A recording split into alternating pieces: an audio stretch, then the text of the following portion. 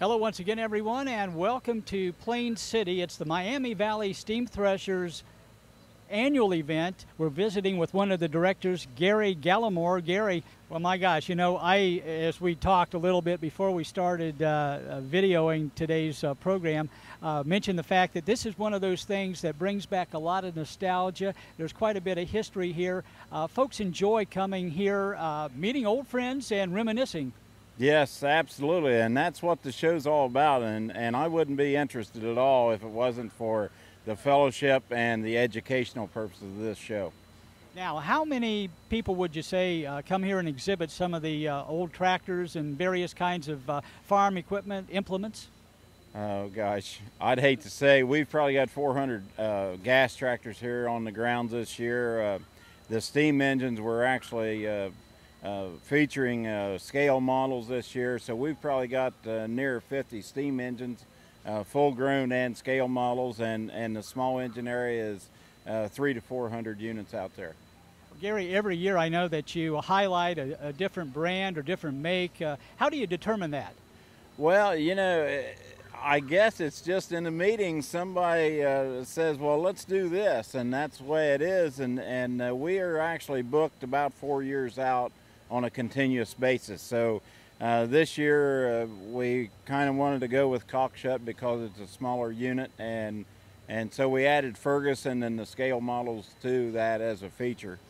Well, now you have various events that go on during this annual event. One of the highlights I know are the tractor pulls and just making some of that old equipment work.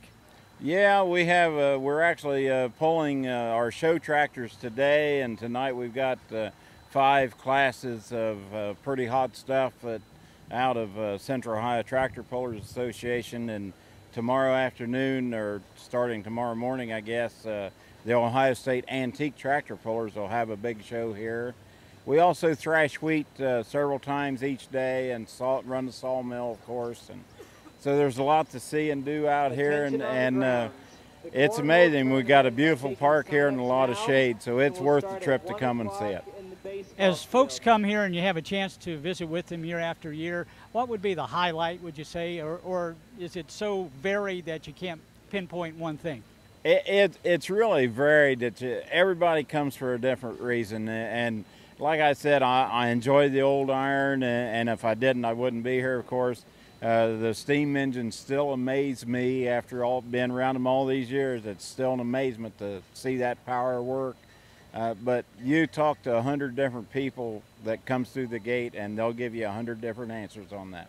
Well, of course, you can see some pretty large pieces of equipment here, but also some miniature. So, you know, if some of that size makes you a little wary of getting too close, you can go up to some of the miniatures and see how things work. Yeah, absolutely. And we've got fellow's got an 8th scale steam engine that's all hand built, and it's amazing. It runs. He builds a fire in the firebox every morning, and it runs. And he belts to a little Baker fan that he built himself, and it's an amazing project, you know. And that's the way most of this stuff is. And some of these tractors are getting toward 100 years old, and they ran possibly better than they did when they were brand new. Of course, there's a lot to see for members of the entire family, young and old alike. And when you're here for a length of time, I know the taste buds start to pull you toward one food vendor over another, and you've got quite a little bit of variety there as well. We have a nice variety of food, and as you can see by my build that I like to eat pretty well, a little bit of everything. We've got pulled pork and brisket that is as good as you can get. Corn on the cob, old-fashioned bologna sandwiches, clear down to ice cream. If you're hungry for something different, come to the show. We'll fix you up. You know, Gary, also it's very easy to get to the actual site here near Plain City, right off of 42. Yes, we're actually between what used to be the old State Route 42 and the new Highway 42, and right here at the north edge of Plain City. And you folks that likes to eat and go to Amish cooking of the Der Dutchman, well, we're on the opposite end of town of Der Dutchman. Very good. Well, as we close off our visit today. Is there anything, if folks would like to maybe next year plan to come, what would be some key reasons to come to the Miami Valley Steam Threshers event? Well, as I said, next year we are having the Gathering of the Orange East, and that is the National Alice Chalmers Show, of course, and the Buckeye Alice Club is really pushing to do this. They have got a lot of flyers out already.